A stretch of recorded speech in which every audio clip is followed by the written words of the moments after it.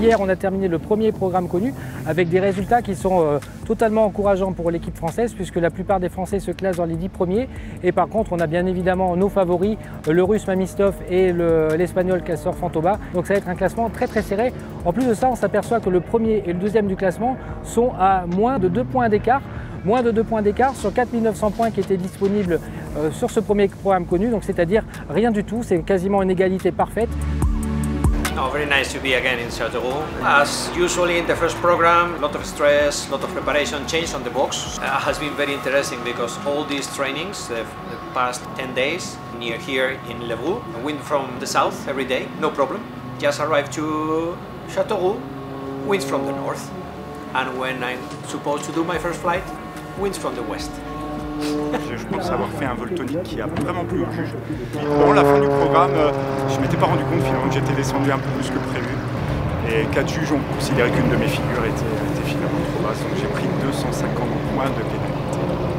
Je le prends vraiment avec le sourire parce que le reste finalement était plutôt propre.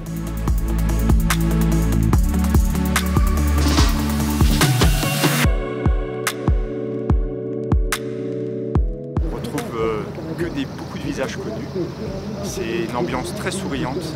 On est en compétition, mais pour l'instant, je ne le ressens pas trop. Donc c'est très agréable.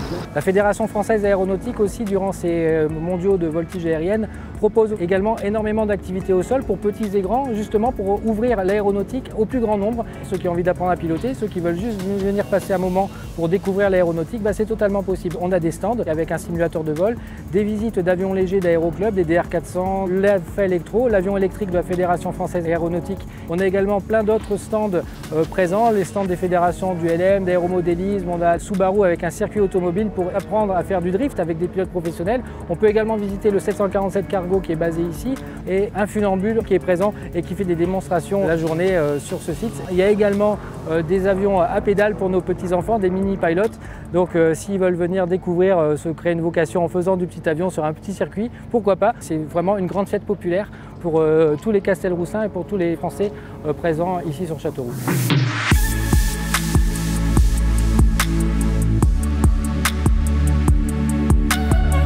Alors moi je suis passionnée un petit peu de la voltige, donc automatiquement je suis là pour regarder un petit peu ce championnat et puis voilà.